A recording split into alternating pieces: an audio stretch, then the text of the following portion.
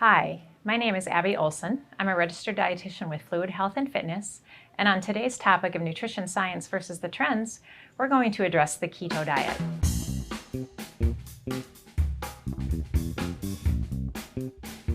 We have discussed the benefits of someone following a keto diet, but this plan isn't for everyone. We need to take into consideration each individual's genetic makeup, health conditions, metabolic breakdown, and clearly identify the cases which following the keto diet is not recommended. Some specific examples of cases in which an individual should avoid following a ketogenic diet include someone with an eating disorder, Crohn's disease, individuals with current vitamin and mineral deficiencies, a young athlete that needs glucose to provide muscles with energy, a hyperresponder to dietary cholesterol, meaning for certain individuals, there is an increase in LDL cholesterol with dietary changes. This topic is in need of further research. Other examples include pregnancy, or if you are breastfeeding, anyone with kidney or liver complications, medical conditions that warrant physician supervision, and specific adherence to medications or diet.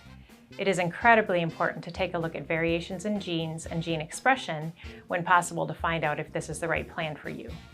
If you have a diagnosis of type 1 or type 2 diabetes, have had your gallbladder removed, are susceptible to kidney stones, have IBS, Crohn's disease, or other gut health concerns, always check with your physician before making any significant changes to your diet.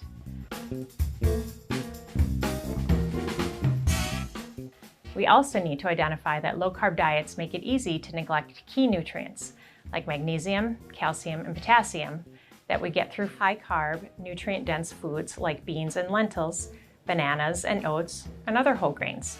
There's also research looking into the effects of following very low-carb or keto diets and how that may contribute or cause negative changes to the gut microbiome. When we decrease a variety of food choices, such as carbohydrates that contain insoluble fibers, we have less microbiota-accessible carbohydrate, which can change the gut microbiome and contribute to inflammatory disease states.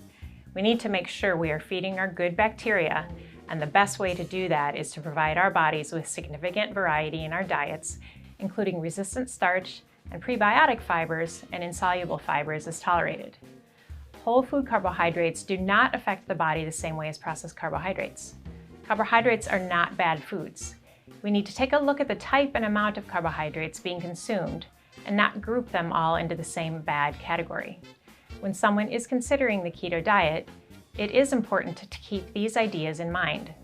Carbohydrates are restricted in order to increase ketones, getting plenty of protein, following a plan with moderate amounts, 1.2 to 2.0 grams per kilogram body weight, paying attention to electrolyte balance, making sure you are consuming appropriate amounts of sodium, potassium, magnesium, and zinc, which are critical to well-being, taking in sources of pre and probiotics that will keep the gut functioning.